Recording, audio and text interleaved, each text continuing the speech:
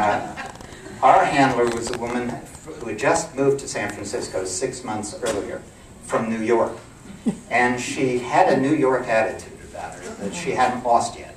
And we went out, the publisher provided a limo, and the driver was this very nice Mideastern man, and this woman was our handler, and she's to take us to the radio stations, the TV stations, the print media places. She knows everybody. She's going to make it happen smooth. We get in the limo, and we're just pulling out of the hotel circular drive, and she starts talking very loudly and obnoxiously to the driver. Says, "Turn here, turn here." And he's no, not here. "Yes, here." And he passes it. And she starts giving him shouted directions. And he says, "I know a better way." She says, "There isn't a better way." And he says, "You lack the knowledge." And in these number of exchanges, they're hot. They're just spitting. He says, "You lack the knowledge." She says, "Do what I tell you." He says, "I am the driver." She says, "You are the hired driver." And he says, "And you are not the hired driver."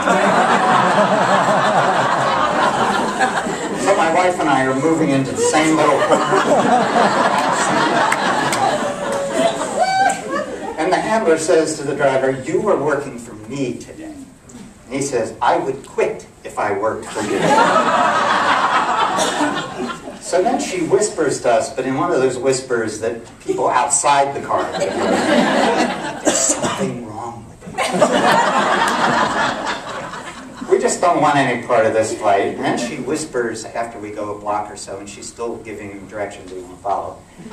She whispers to us, "Does he smell funny to you?" And thus it is all day. We go to all these places. And he does know how to get to these places. She just insists that he follow her route. And we get no lunch because they've booked us right through, and we're supposed to go to Sacramento. Remember, we've had no breakfast, although we did have the lovely honor bar repast at 2 in the morning. So we're they say, "We can drive you in the limo to Sacramento as fast as getting on a plane," and I don't like to fly. Anyway, so we're in the limo to Sacramento. It's about an hour and a half. And it gets sort of quiet between them because there's nowhere to tell him to go. It's just a straight shit. But when we get to Sacramento, we have to find a particular radio station. And he is determined he has a better route to the radio station than she did. Now we can see the radio station because it's the tower. It's got call letters on it.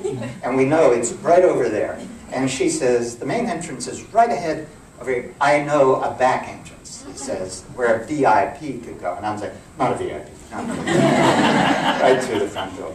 The whole place, it turns out, has no back entrance. He takes us through this series of alleys, and it's all blocked off. You can only enter through the front. And there's actually concertina wire around the walls. I'm wondering, what kind of radio station it is.